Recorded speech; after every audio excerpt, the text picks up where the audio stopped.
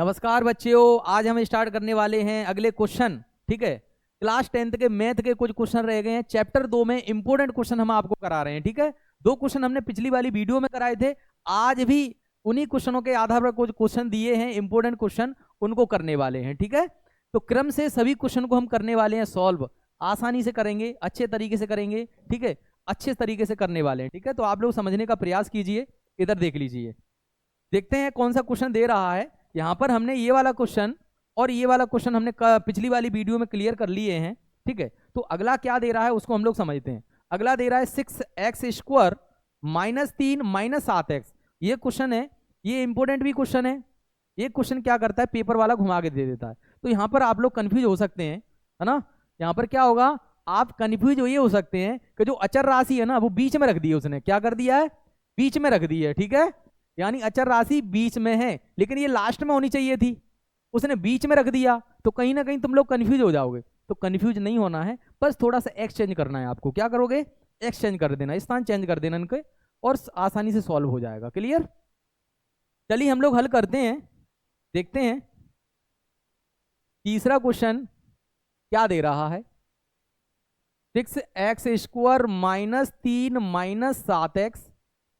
इसको भी हम गुणनखंड विधि से ज्ञात करेंगे और शून्य निकालेंगे। इस चीज को आप लोग ध्यान रखना। समझ में आ रहा है, ठीक है। तो देखिए, अब इसको थोड़ा सा हमको चेंज करना पड़ेगा। क्या करेंगे, 6x², जो 7x लास्ट में दे रहा है उसको पहले लिख लो आप, -7x, 3 को बाद में ले जाओ। क्लियर, अब यहां पर हम गुणनखंड विधि से करने वाले हैं, तो लास्ट वाली संख्या और फर्स्ट वाली संख्या का करते हैं मल्टीप्लाई, यानी फर्स्ट वाली संख्या और अंतिम वाली संख्या का करते हैं गुणा। और गुणा करने पर कितना आ रहा है उसको देख लीजिए। 3 × 6 कितना आ रहा है, 18 आ रहा है। बेटा गुणा करें तो 18 आना चाहिए, और जोड़ने और घटाने पर कितना आना चाहिए, 7 आना चाहिए। कितना आना चाहिए, माइनस में 7 आना चाहिए। अच्छा, तो ये तो आ जाएगा। तुम कहोगे सर 18 का मल्टीप्लाई फैक्ट बन रहा है 9 × 2। अच्छा ना, 9 × 2 बन रहे हैं, तो 9 में से 2 घटा दो ना, क्या दिक्कत है, 7 बच जाएगा। कोई दिक्कत ही नहीं है, सॉल्व हो जाएगा भाई। देखते हैं, चलो करते हैं भैया इसको सॉल्व। यहां पर देख लीजिए आप, करते हैं। तो 6x² -9x +2x, थोड़ा ऐसा करते हैं अपन लोग, कॉमन लेने में तुमको दिक्कत नहीं आएगी, इसलिए थोड़ा सा एक्सचेंज करते हैं। यहां पर लिख देते हैं प्लस में 2x, ठीक है, और यहां पर लिख देते हैं माइनस में 9x, और माइनस में रख देते हैं 3। ठीक है, अगर हम 9x को पहले लिखते ना फिर भी हो जाता, कोई दिक्कत नहीं है, लेकिन आपको फिर प्रॉब्लम आती कॉमन लेने में। हम इसको और आसान बनाते हैं। ठीक है, अब देख लीजिए, यहां पर इसके 2 स्टेप हम लोग बना देते हैं। एक स्टेप ये बन गया और एक स्टेप ये बन गया। दोनों में से कॉमन निकालते हैं। दोनों में क्या कॉमन मिल रहा है, जो दोनों में समान मिलता है उसको हम कॉमन निकाल लेते हैं। ठीक है, तो देखते हैं क्या कॉमन है दोनों में। बेटा 2 का भाग इसमें भी जा रहा है, इसमें भी जा रहा है, x इसमें भी मिल रहा है, x इसमें भी मिल रहा है, तो वही संख्या कॉमन निकाल लेते हैं। तो हम लोग क्या करते हैं, 2x कॉमन ले लेते हैं। तो क्या बचेगा, 2 × 6 यानी 3x बचेगा, और 2 × 2 प्लस में कितना आएगा, 1 आएगा। क्लियर, अच्छा इन दोनों में 3 का भाग जा रहा है, तो माइनस यहाँ भी है, माइनस यहाँ भी है, तो अपन लोग माइनस में 3 कॉमन निकालते हैं। तो 3 का भाग अगर हम 9x में देते हैं, तो 3 × 3 = 9, है ना। तो कितना आएगा, 9 यानी 3x आएगा यहाँ, और 3 × 3 यहाँ पर प्लस में 1 आएगा। क्या आएगा, प्लस में 1। प्लस में 1 क्यों आ रहा है, क्योंकि हमने माइनस कॉमन निकाला है। माइनस यहाँ है तो पूरा प्लस हो जाएगा। क्लियर है यहाँ तक, ठीक है। ये दोनों सेम आना चाहिए। अगर ये दोनों सेम आ रहे हैं तो कहीं ना कहीं सवाल आपका सही है। ठीक है, अब हम बढ़ते हैं आगे। इन दोनों में से एक को लिख लेते हैं, 3x + 1, और कितना बच रहा है, 2x - 3। यहां तक कर लिया। अब हम लिख देते हैं शून्यक होने के लिए।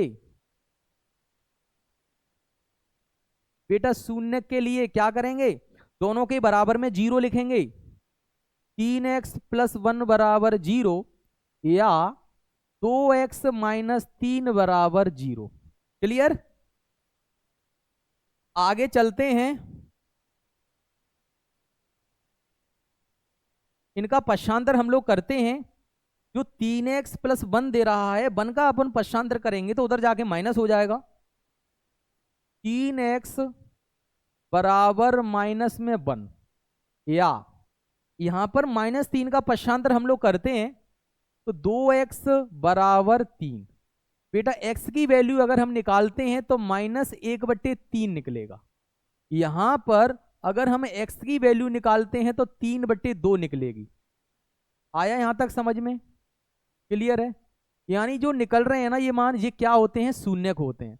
अगर पेपर में 2 अंक में वो पूछ रहा है तो केवल शून्यक पूछेगा। तो शून्यक यहां तक निकल आए हमारे। अब इनको हम अतः करके भी लिख सकते हैं। अतः द्विघात बहुपद के शून्यक, अतः द्विघात बहुपद के शून्यक कितने हैं? -1/3 व 3/2 हैं। क्लियर है? तो इस तरीके से आप लोग निकाल सकते हैं।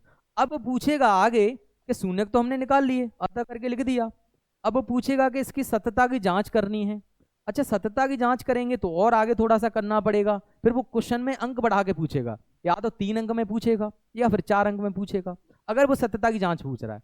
अगर वो पूछ रहा है कि केवल शून्य ज्ञात कीजिए तो बेटा 2 अंक में ही आएगा, ओनली 2 अंक में आएगा। तो बस यहां तक आपको करना है, फैक्ट करके गुणनखंड विधि से आप लोग निकाल देना, यहां तक क्लियर हो जाएगा। ठीक है, अब हम इसके निकालने वाले हैं, यानी सत्यता की जांच करनी है, गुणांकों के सत्यता की बीच मतलब जांच करनी है।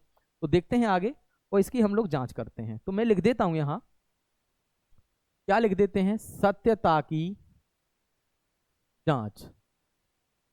जब हम सत्यता की जांच करेंगे तो क्या करेंगे? सबसे पहले शून्यकों का योगफल करेंगे, शून्यकों का योगफल। और बेटा शून्यकों का योगफल क्या होता है? अल्फा प्लस बीटा, यानी और अल्फा प्लस बीटा के मान कौन कौन से दे रहा है? ये दे रहा है -1/3 और 3/2। इनको हम लोग जोड़ेंगे तो बराबर में -1/3 कितना दे रहा है? समझ लो, 1/3 और 3/2 प्लस कर देंगे 3/2। क्लियर है यहां तक? अब इन दोनों का अपन को क्या करना है? एलसीएम लेना है। तो बेटा एलसीएम आएगा 6। कितना आएगा? 6। तो अगर एलसीएम 6 आ रहा है तो 2 का गुणा 1 से करो तो -2 आएगा और 3 3 9 आएगा। क्लियर? अब 9 में से 2 घटा दो बच्चियों, तो बचेंगे 7/, कितने बचेंगे? 7/6। जो 7 है ना वो क्या है? -x का गुणांक है। क्या है बच्चियों? -x का गुणांक है। और जो 6 दे रहा है वो x² का गुणांक है। क्लियर यहां तक? तो ये तो आ गया तुम्हारा शून्यकों का योगफल। अब हम निकालने वाले हैं गुणनफल। अच्छा, इसका गुणनफल भी निकालिए ना। तुम कहोगे सर इसका गुणनफल भी निकालिए। अच्छा, निकाल रहे हैं ना, रुक जाइए। ठीक है, अब हम इसका निकालने वाले हैं गुणनफल। देखते हैं शून्यकों का गुणनफल। बेटा गुणनफल में हम लोग क्या करेंगे? गुणा करेंगे। गुणा क्या करेंगे बच्चियों? अल्फा डॉट बीटा बराबर गुणा करेंगे, यानी -1/3 का मल्टीप्लाई 3/2 से करना है। तो चलिए 3 का गुणा 1 से करेंगे, -3 और 3 दूनी 6। जो 3 है ना वो क्या है बच्चियों? अचर राशि है। क्या है? अचर राशि है। और बटे में जो 6 दे रहा है वो x² का गुणांक दे रहा है। क्लियर है? तो यहां तक आपको करना है। जब वो 3 अंक में या 4 अंक में पूछेगा तो इस तरीके से आपको करना होता है। क्लियर? ये समझ में आ गया होगा। अच्छा, इसमें एक क्वेश्चन और दिया है, और एक क्वेश्चन क्या है देखो, यहां पर केवल संख्या चेंज है। बेटा बुद्धि विधि हुई है, गुणनखंड विधि से ही हल करना है। फैक्ट करके समझ में आ रहा है? गुणनखंड विधि से हल करना है, केवल संख्या चेंज है। देखो ये वाला, ये वाला, ये वाला और ये थोड़ा घुमा दिया था। ये थोड़ा क्या किया था, इसमें थोड़ा सा घुमा दिया था तो हमने हल करा दिया। ये वाला जो क्वेश्चन आप देख रहे हो ना, चौथा वाला क्वेश्चन दे रहा है ना। तो x² प्लस 7x प्लस 10, ये चौथा क्वेश्चन है, इसको आपको ही करना है। ठीक है? तुम कहोगे सर हम कहां से करेंगे? बेटा अगर ये सवाल समझ में आ गए ना तो इसको आप कर सकते हैं। अंतिम वाली संख्या का गुणा करना है, अंतिम वाली संख्या का गुणा करना है। तुम कहोगे सर अंतिम वाली संख्या दिख नहीं रही है। सही, क्या हम लोग दिखा देते हैं, रुक जाओ 1 मिनट। हाँ अब दिख रही है क्या? ठीक है। यहाँ पर देख लीजिए, एक्स स्क्वायर दे रहा है, एक्स स्क्वायर 7x + 10। इस वाले सवाल को आप घर पर कर सकते हैं। क्लियर? यानी इसमें कुछ नहीं है, केवल संख्या चेंज है। लास्ट में 10 दे रहा है, फर्स्ट में एक्स स्क्वायर दे रहा है। वो एक्स स्क्वायर का मतलब क्या होता है बच्चियों? 1 होता है। जब 1 का गुणा हम 10 से करेंगे कितना आएगा? 10 आएगा। अब गुणा करें तो 10 आए, जोड़े घटा तो कितना आना चाहिए बच्चियों? 7 आना चाहिए। तो फैक्ट बताइए क्या बन रहे हैं?